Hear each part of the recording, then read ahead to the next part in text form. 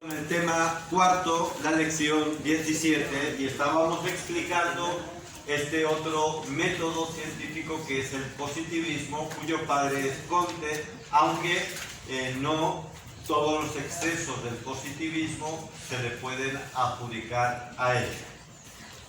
Positivismo es sinónimo también de cientifismo o cientifismo. Son dos maneras aceptadas de decir lo mismo. ¿Y qué es lo que significa positivismo, cientifismo o cientifismo?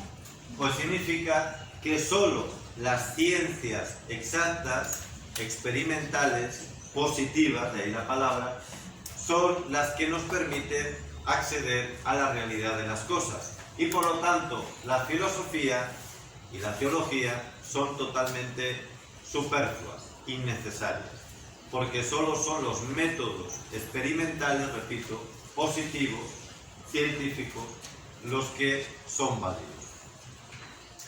Muy relacionado con este positivismo estricto está el monismo materialista, del cual ya hemos hablado. Por eso digo que hay conceptos que salen en uno y en otro método, que no son exclusivos de uno solo, porque además todos tienen la misma raíz, que es la ilustración. Digo que el monismo materialista reduce toda la realidad solo a datos materiales y niega cualquier doctrina revelada. Es decir, no acepta que Dios haya podido comunicarnos algo. Solo conocemos lo que podemos experimentar. Y también es un fenomenismo radical. Es decir, solo importa el fenómeno, lo que aparece, el dato sensible o positivo. Este positivismo estuvo representado por Stuart Mill, que es este señor, en Inglaterra. En Alemania, Ernst Mach, no es Marx, sino Mach, que además aquí fue muy combativo, el positivismo alemán, principalmente contra los idealistas, Fichte, Schelling, Hegel. Y en Francia llegó a ser casi una religión que se impuso desde el Estado, principalmente con Taine en historia, Berthelot en biología, que fue un profeta de la Tercera República Francesa y además muy radical. Y vamos ya con el último de los métodos científicos y su vinculación o su relación con la filosofía, que es el relativismo, el método relativista. Ya sabemos que el padre o el más representativo de este método es Albert Einstein, que vivió entre 1879 y 1955. El relativismo, ya claro, de una vez, no es lo que hoy conocemos como la teoría filosófica relativista. No es lo mismo el método de la relatividad que el relativismo filosófico. No es lo mismo, cuidado. La teoría o el método de la relatividad no es relativista en el sentido filosófico. La filosofía o la doctrina filosófica relativista dice que no hay verdades absolutas, que no hay verdades permanentes, sino que todo es relativo a una época o a una forma de pensar o a la idea que cada quien tenga sobre la cuestión que se está tratando. Esto es lo que dice el relativismo filosófico. Sin embargo, la teoría de la relatividad como método científico lo que nos enseña es más bien lo contrario. Lo que nos dice es que dentro de la estructura permanente, fija, diríamos eterna, de la realidad, hay un elemento relativo. Pero no porque la realidad sea relativa, sino porque, es decir, no porque la realidad pueda cambiarse, sino porque es así. Y por lo tanto nos está enseñando un elemento constitutivo y permanente de la realidad. Un poquito difícil de entender, pero quizás si lo vemos un poquito la explicación vamos a entrar algo en ello, ¿no?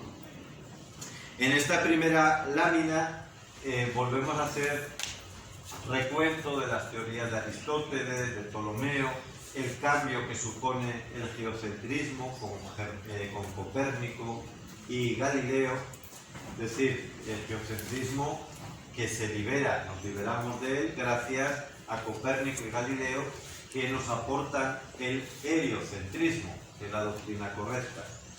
Y Newton dio un paso más, tomando como referencia la idea de un espacio, pero un espacio absoluto. Newton aporta esto al método científico y también a la filosofía de la naturaleza. Nos dice, hay algo muy importante para observar la realidad y es el espacio que existe en sí, que es un marco inmóvil que permite situar todos los movimientos. Bien, pues a partir de ese aporte de Newton, Einstein lo que hace es caer en la cuenta y explicar que en realidad ese espacio absoluto no es tal, sino que es relativo. Por lo tanto, ¿es relativo a qué? A la propia realidad. No es un marco extrínseco, externo a ella, como pensaba Newton, sino que está dentro de la propia realidad. La relatividad, al vincular definitivamente el tiempo al universo, ha prolongado el esfuerzo del pensamiento moderno al descubrir la importancia del factor temporal para la inteligibilidad del mundo. Entre otras cosas, nos da la noción de acontecimiento, que luego se va a utilizar mucho en teología, el acontecimiento, que ya no es algo accidental y externo a la realidad, sino una estructura de la propia realidad. Por eso, la relatividad es una superación del mecanicismo y del positivismo y nos ayuda a entender la verdadera naturaleza del conocimiento humano. ¿Por qué? Porque nosotros, al conocer, aprehendemos la realidad y nos damos cuenta que en esa realidad está también el factor tiempo, el factor evolución, que son inherentes a esa realidad en sí misma. Saben que esta es la fórmula clásica de Einstein, que habla de que la energía de cualquier cuerpo es igual a su masa multiplicada por el cuadrado de la velocidad de la luz. Esto es la velocidad de la luz al cuadrado multiplicado por la masa de un cuerpo. Eso sería igual a la energía de ese cuerpo.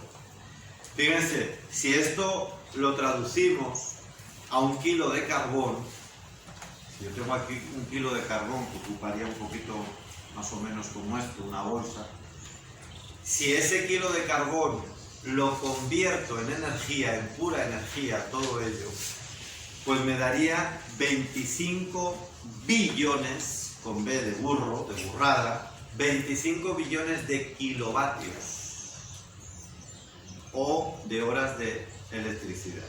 Es decir, tanta energía como la que producen todas las centrales eléctricas de toda Europa. 1 kilo de carbón. Si lo traduzco a energía, no digo si lo quemo, no. Todo es energía. Esta es la base que sirvió, entre otras cosas, para hacer la bomba atómica.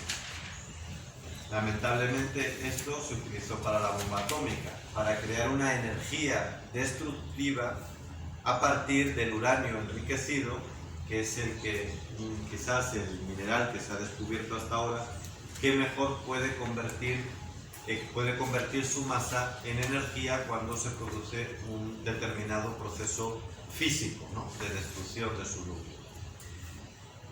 Y fue el origen de la bomba atómica, como les digo, y de todo este potencial destructivo. Bueno, ahí pueden leer un poquito más sobre esta fórmula de Einstein y hasta aquí vamos a trabajar lo de los métodos científicos. Hasta aquí está el éxito.